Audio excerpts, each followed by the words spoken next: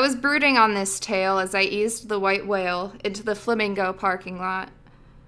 $50 and a week in jail for just standing on a corner and acting curious. Jesus. What kind of incredible penalties would they spew out on me?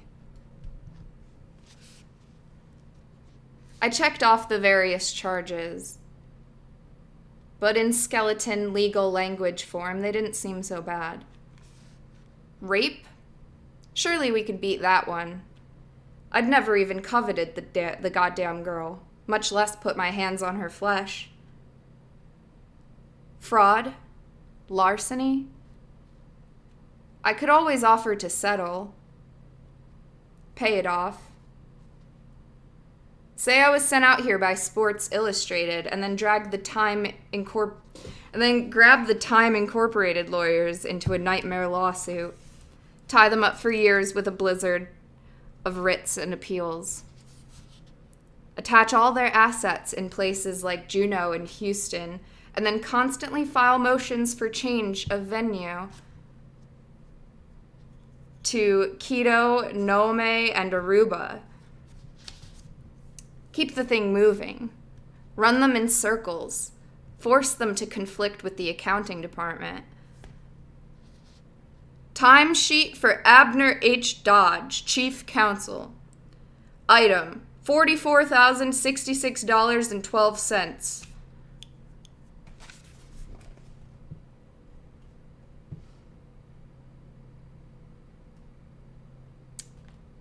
Special outlay, to wit, we pursued the defendant, R. Duke, throughout the Western Hemisphere, and finally brought him to bay in a village on the north shore of an island known as Culebra in the Caribbean, where his attorney obtained a ruling that all further proceedings should be conducted in the language of the Carib tribe. We sent 3 men to Berlitz for this purpose, but 19 hours before the date scheduled for opening arguments, the defendant fled to Colombia, where he established residence in a fishing village called Guajira near the Venezuelan border, where the official language of jurisprudence is an obscure dialect known as Guajiro. After many months, we were able to establish jurisdiction in this place, but by that time the defendant had moved to his residence in a virtually inaccessible port at the headwaters of the Amazon River, where he cultivated powerful connections with a tribe of headhunters called Giberos. Our stringer in oh my god, I'm sorry for butchering the pronunciation of these South American locations.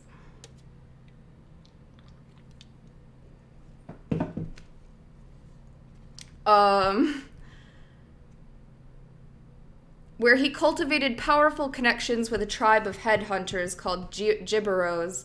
Our stringer in Manaus was dispatched upriver to locate and hire a native attorney conversant in Gibero, but the search has been hampered by serious communication problems. There is, in fact, grave concerns in our Rio office that the widow of the aforementioned Manus Stringer might obtain a ruinous judgment due to bias in local courts, far larger than anything a jury in our own country would consider reasonable or even sane.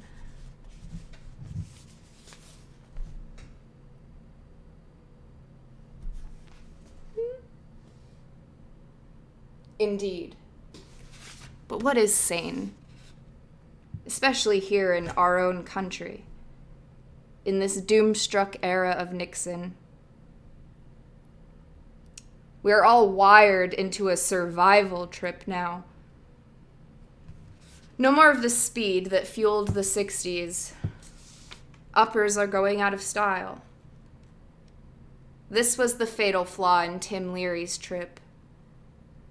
He crashed around America selling consciousness expansion without ever giving a thought to the grim meat-hook realities that were lying in wait for all the people who took him too seriously. After West Point and the priesthood, LSD must have seemed entirely logical to him. But there is not much satisfaction in knowing that he blew it very badly for himself, because he took too many others down with him. No, they didn't deserve it. No doubt they all got what was coming to them. All those pathetically eager acid freaks who thought they could buy peace and understanding for $3 a hit. But their loss and failure is ours too. What Leary took down with him was the central illusion of a whole lifestyle that he helped to create. A generation of permanent cripples, failed seekers, who never understood the essential old mystic fallacy of the acid culture. The desperate assumption that somebody, or at least some force, is tending that light at the end of the tunnel. This is the same cruel and paradoxically benevolent bullshit that has kept the Catholic Church going for so many centuries. It is also the military ethic, a blind faith in some higher and wiser authority, the Pope, the General, the Prime Minister, all the way up to God.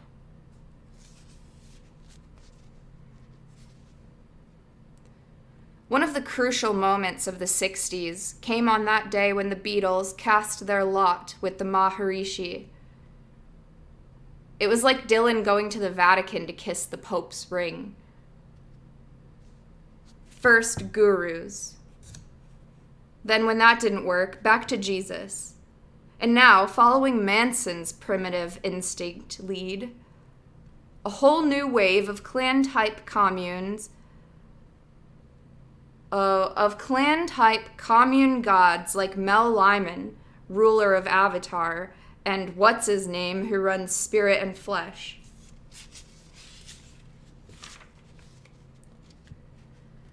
Sonny Barger never really quite got the hang of it,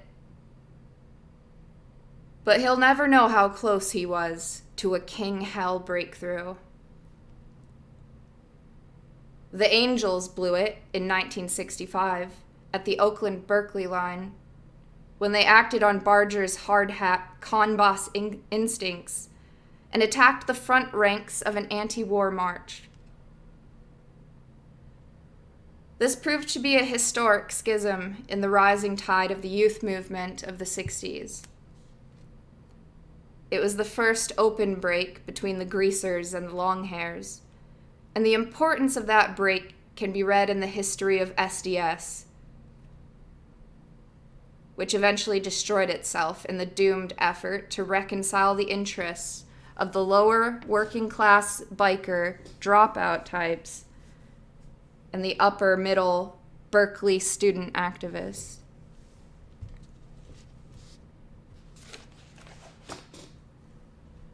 I feel like I'm butchering this. Am I butchering it?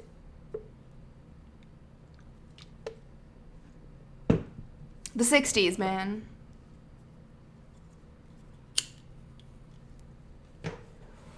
The hippies, they can't agree. It's so relevant. It really is. I don't get a lot of the references, but I'm trying.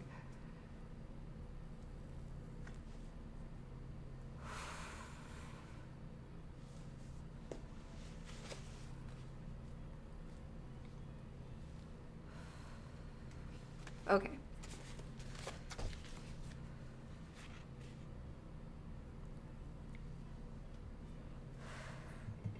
I'm feeling the pressure of being done with it. All of my choices are solidified now.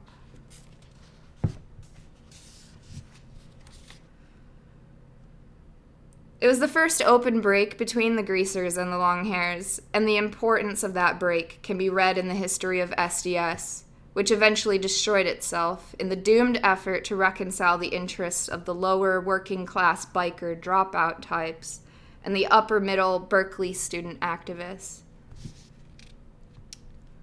Nobody involved in that scene at that time could possibly have foreseen the implications of the Ginsburg-Kesey failure to persuade the Hells Angels to join forces with the radical left from Berkeley. The final split came at Altamont 4 years later, but by that time it had been long clear to everybody except a handful of rock industry dopers and the national press. The orgy of violence at Altamont merely dramatized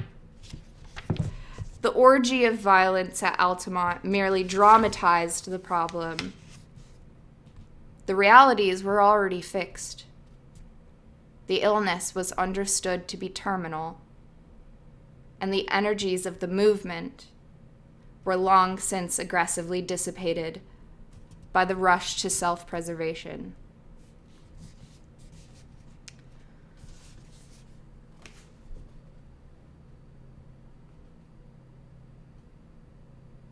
Been there.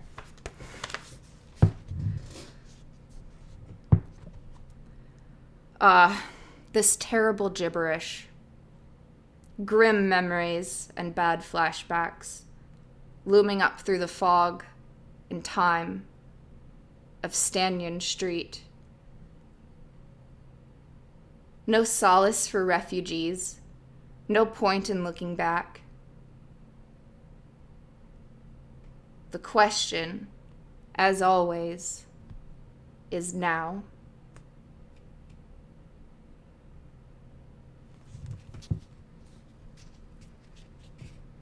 I was slumped on my bed in the Flamingo, feeling dangerously out of phase with my surroundings.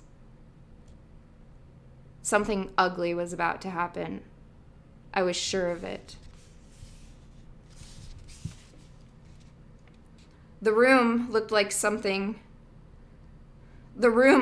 the site of some disastrous zoological experiment involving whiskey and gorillas. The 10-foot mirror was shattered, but still hanging together. Bad evidence of that afternoon when my attorney ran amok with the coconut hammer, smashing the mirror and all the light bulbs. We'd replaced the lights with a package of red and blue Christmas tree lights from Safeway, but there was no hope of replacing the mirror.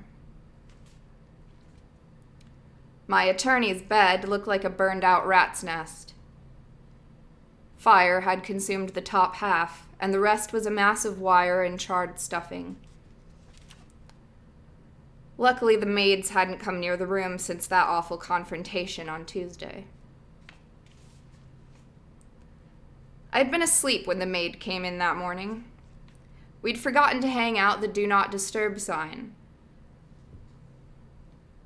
So she wandered into the room and startled my attorney, who was kneeling, stark naked, in the closet, vomiting into his shoes, thinking he was actually in the bathroom, and then suddenly looking up to see a woman with a face like Mickey Rooney staring down at him, unable to speak, trembling with fear and confusion. "She was holding that mop like an axe handle," he said later. "So I came out of the closet in a kind of running crouch, still vomiting, and hit her right at the knees. It was pure instinct. I thought she was ready to kill me. And then when she screamed, that's when I put the ice bag in her mouth."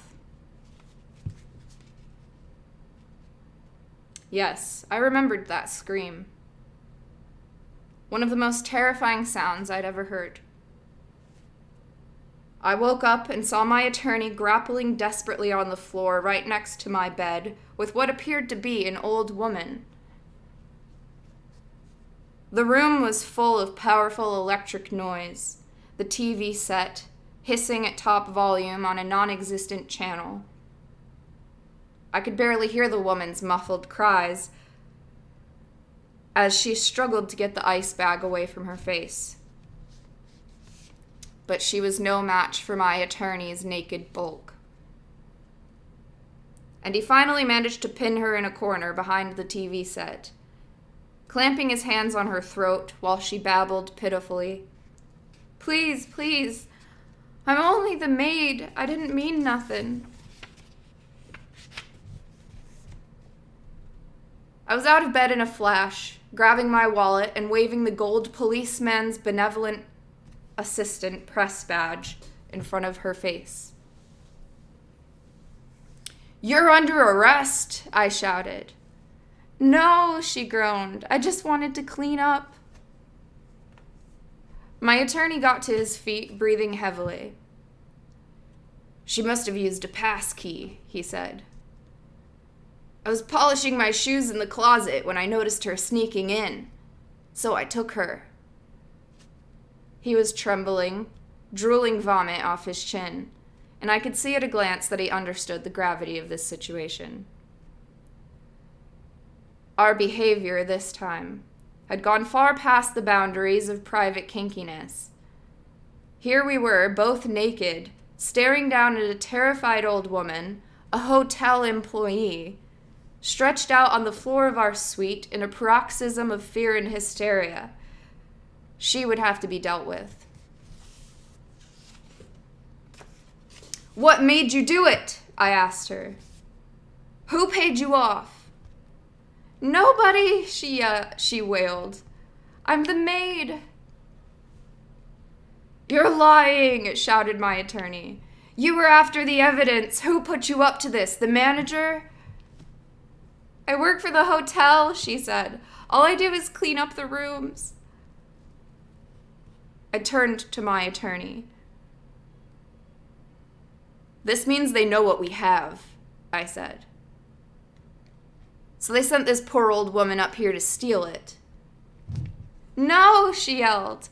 "I don't know what you're talking about." "Bullshit," said my attorney. "You're just as much a part of it as they are." "Part of what?" "The dope ring," I said. "You must know what's going on in this hotel. Why do you think we're here?" She stared at us, trying to speak, but only blubbering. "I know you're cops," she said finally, "but I thought you were just here for that convention, I swear. All I wanted to do was clean up your room. I don't know anything about dope." My attorney laughed. "Come on, baby. Don't try to tell us you've never heard of the Grange Gorman." "No," she yelled. "No, I swear to Jesus, I've never heard of that stuff." My attorney seemed to think a moment. Then he leaned down to help the old lady to her feet. "Maybe she's telling the truth," he said to me. "Maybe she's not part of it." "No, I swear I'm not," she howled. "Well," I said, "in that case, maybe we won't have to put her away. Maybe she can help." "Yes," she said eagerly. "I'll help you all you need. I hate dope." "So do we, lady," I said. "I think we should put her on payroll," said my attorney. "Have her checked out, then line her up for a big one each month, depending on what she comes up with." The old woman's face had changed markedly. She no longer seemed disturbed to find herself chatting with two naked men, one of whom earlier had tried to strangle her. One of whom had just tried to strangle her a few moments ago.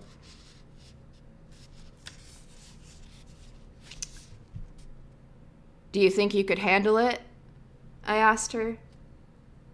"What?" "One phone call every day," said my attorney. "Just tell us what you've seen." He patted her on the shoulder.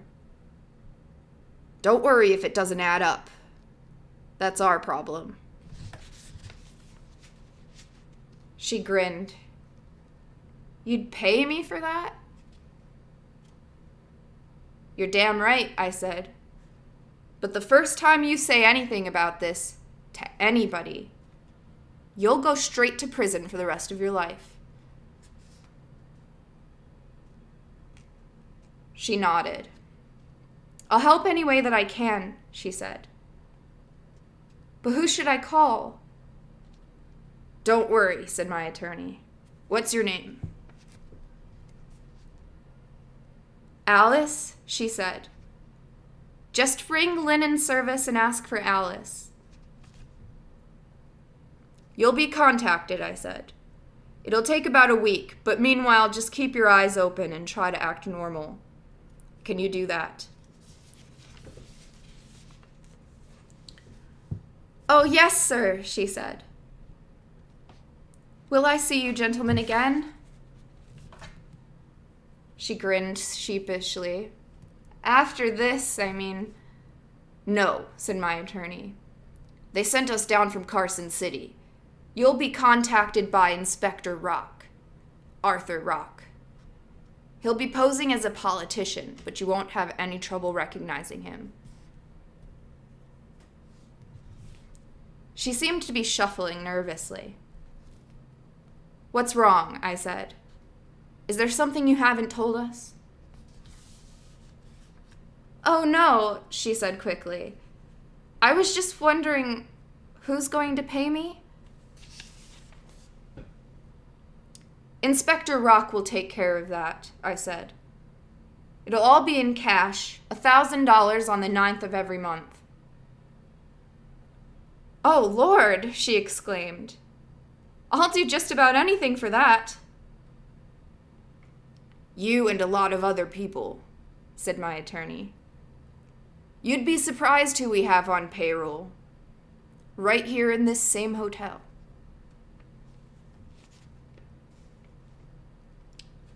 She looked stricken. Would I know them? Probably, I said. But they're all undercover. The only way you'll ever know is if something really serious happens, and one of them has to contact you in public. With the password. What is it? She asked. One hand washes the other, I said. The minute you hear that, you say, I fear nothing. That way they'll know you. She nodded, repeating the code several times, while we listened to make sure she had it right. Okay, said my attorney. That's it for now. We probably won't be seeing you again until the hammer comes down. You'll be better off ignoring us until we leave. Don't bother to make up the room. Just leave a pile of towels and soap outside the door exactly at midnight. He smiled. That way we won't have to risk another one of these little incidents, will we? She moved towards the door. Whatever you say, gentlemen. I can't tell you how sorry I am about what happened, but it was only because I didn't realize.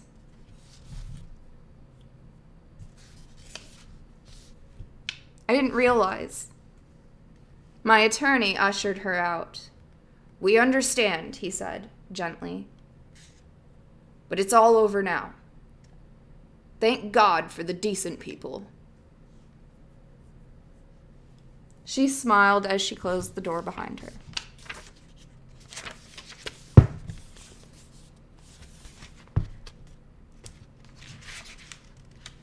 What a great story. Holy, for fuck's sake. I meant to save this until the end of the book, but I failed. You're extraordinary. Don't let anyone make you think otherwise. Stop. $500. I don't know if you're trying to make me cry, but I'm not going to. Thank you so much. Holy shit. That's some free art for you. Thank you for the spicy meatball, Anonymous. God bless you.